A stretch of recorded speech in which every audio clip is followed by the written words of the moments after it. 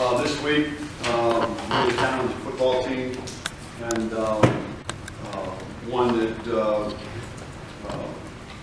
has good athletes, and we're going to have to play well in order to win.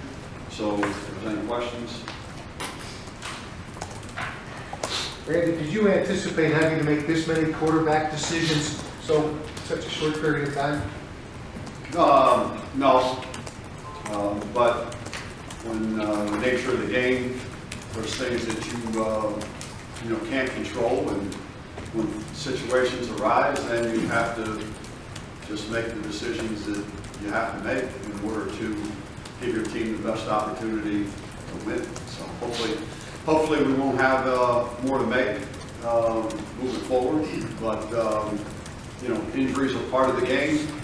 Always have been, always will be, and that's one of the reasons why you tell your players that they're just really one play away from going in and having to compete, and they have to make sure that they're ready to go all the time. You've got Miles Forster listed on the quarterback sheet here. Just a few words about him and what he brings to the table.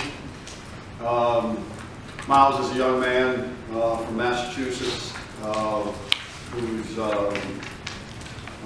been here since summer, and somebody that right now would be our third quarterback.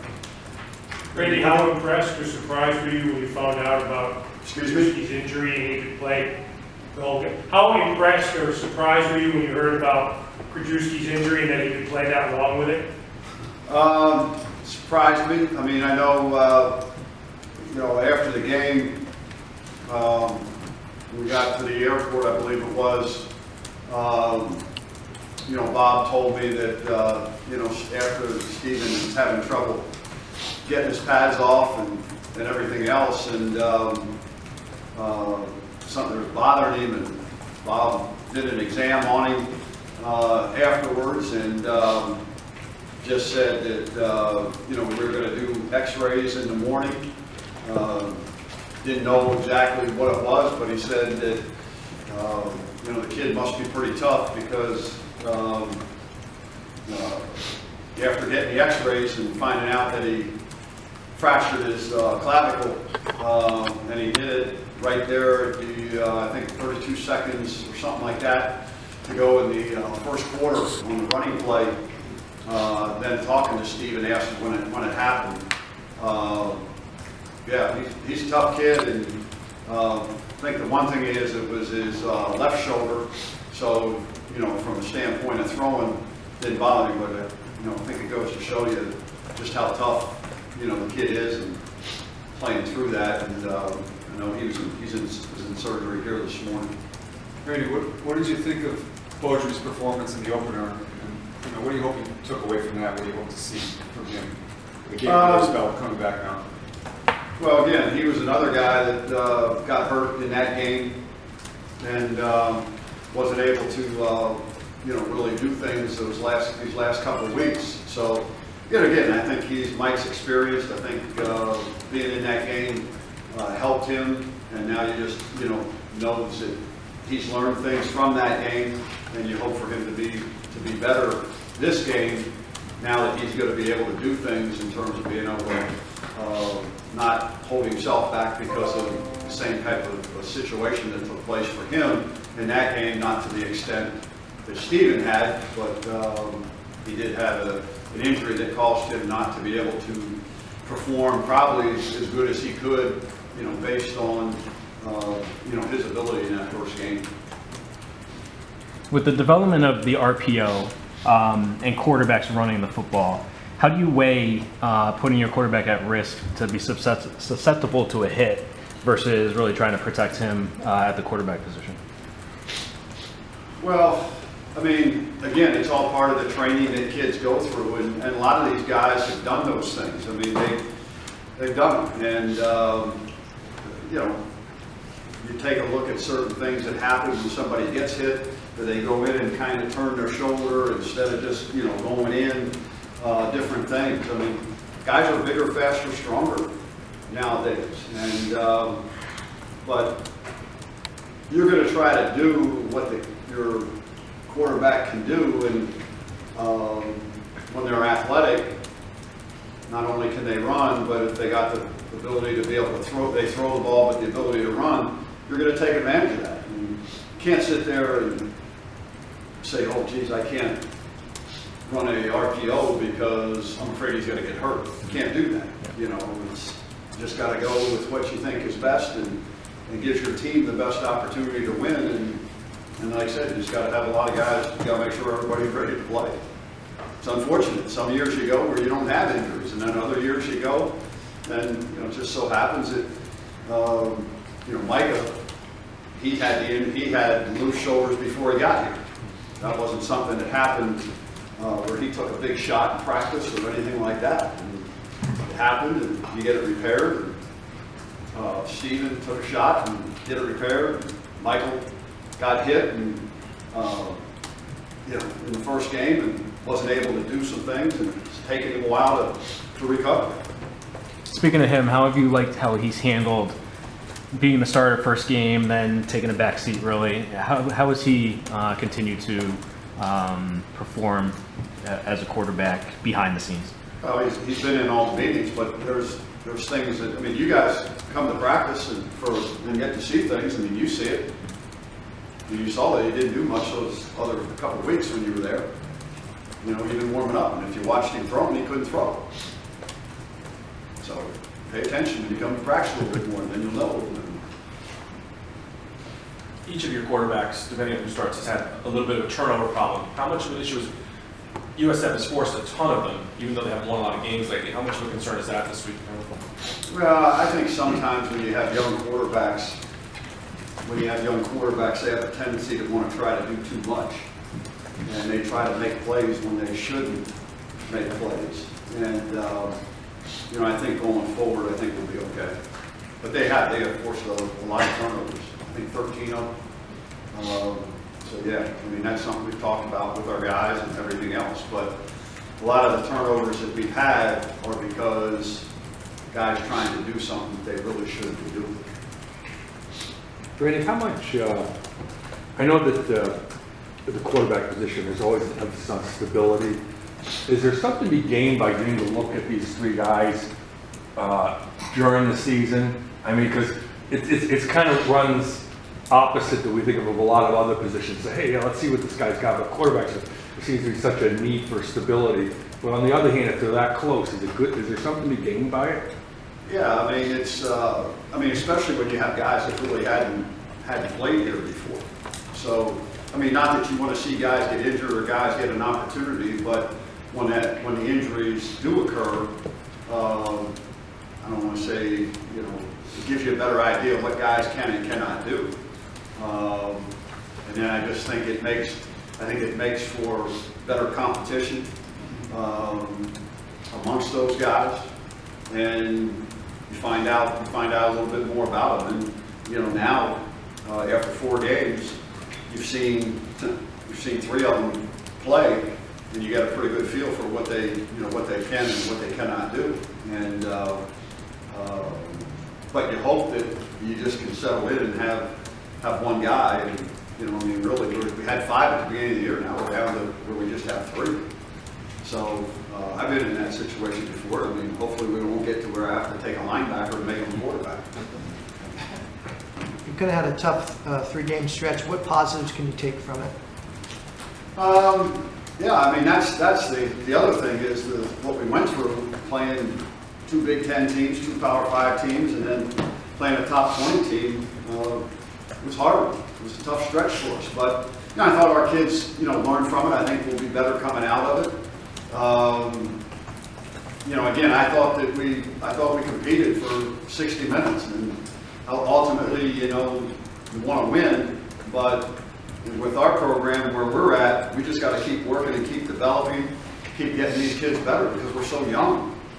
And now we got to take those lessons that we learned in those first 4 weeks and take them forward with us and continue to get better and, play mistake-free for 60 minutes and put ourselves in a position to be able to win. And I think our kids will do that. Our kids will fight and they'll work. We had a good practice here this morning, a lot of energy, and they understand it's a long season still in front of us. And again, we just got to, Rome wasn't built in a day. We just got to keep sawing wood. Cam Ross and Matt Drayton are being asked to do a lot. What have you thought of their transition to college game? I think they've handled it really well. Those guys are competitors. They have abilities in terms of what you want at the wide receiver position. And I think as long as they continue to stay healthy, that they can continue to get better, each and every week. But I like their approach. I like their the way that they've kind of stayed even keeled for a freshman. And now it's up to us to make sure that we manage how many reps they get, because I think some of those kids can get overloaded a little bit as young kids with the long season that they're really not used to. Matt, played a lot of games down there in Florida because they went to 2 state championships, but still the intensity and everything that goes with playing at college is, that's why you see us rolling those receivers, so we can try to keep them as fresh and as healthy as we can. But I like what they're doing, and they've earned that right to be starters for us. The running game made a big comeback on Saturday. Is that because of better offensive line play, because Mensa found the holes better, or maybe that's what UCF is vulnerable at and they gave it to you? I think we executed better than we had before. And again, there were some things that we did schematically that I think helped us in the running game. And those are the things that you look for, each and every week. But if we're going to be successful offensively, we've got to be able to run. We've got to be able to run the football. And we have a guy that has shown that he is capable, or more than capable, of running the ball and handling a good load. And there's some things that Kevin can do to really enhance the productivity that he had. And I think Art's getting a little bit better feel for where the ball has to hit. He has a tendency sometimes wants to bounce things and take things outside instead of being patient and press the hole. And then when you do have that ability for your quarterback to make some positive yards in the running game, I think that opens up, other possibilities for you as well. How much more of a challenge is it for receivers when you have different quarterbacks that you've had as far as getting in sync on game days? Is it more tough? I don't think that's that tough. I think people make a bigger deal about that than what it really is. In terms of the way we practice on the practice field, those guys have been working with each other, and the way that we roll receivers in there and everything else, I'm not. To me, that would be an excuse. And you're out there, you run the route, all those sort of things. If you're a quarterback and you're the backup, you study it, because if you got to go in, you got to throw to them, and you might not get as many reps. You're not going to get reps with all those guys. First guy's going to get reps with all those guys in terms of how they rotate. But to me, those are excuses, and we'll stay away from those. Was it encouraging to score through the air? First time this year, you got 3 touchdown passes. Yeah, I thought we did some good things there in the second half.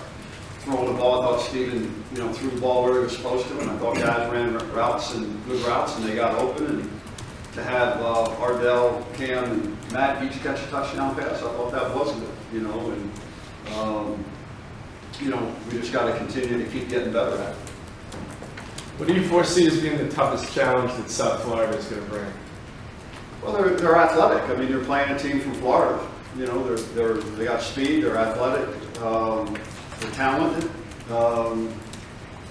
Again, it's one of those things where you got to make sure you're playing with good, sound fundamentals, and you're playing with good technique, because they have people on offense that if you don't do what you're supposed to, they can break a big play on you. And then defensively, they have guys that can run, and they got guys that have speed and quickness up front. So it's just an overall challenge because of the personnel that they have, and then some of the things that they're doing from a schematic standpoint.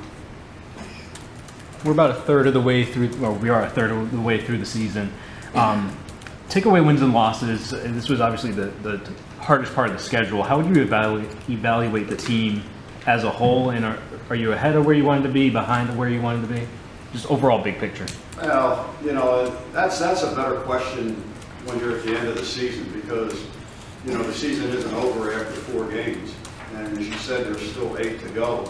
The thing is, though, is I told, as I said after the game, I like the attitude of these guys. It's been totally different, in terms of what we've had, in the previous 2 years, and the energy that today in our team meeting and the energy that we had on the field, was really good. And they're guys that just have to work and get better. It's a process.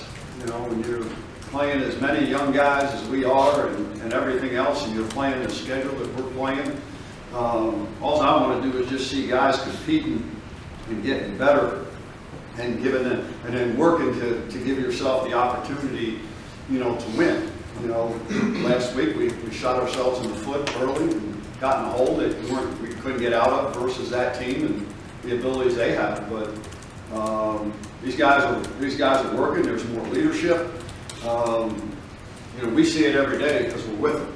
You guys don't see it, and people outside the program don't see it. But again, it's just one of those things that we just got to keep building and building and building. As long as their attitudes are what they are and they work the way they go to work, then I'm pleased with what's taken place. Not pleased with where you are from a won and loss record, but if we just control what we can control and worry about what we can worry about, then I think there'll be better things ahead as we continue to keep moving forward with the season.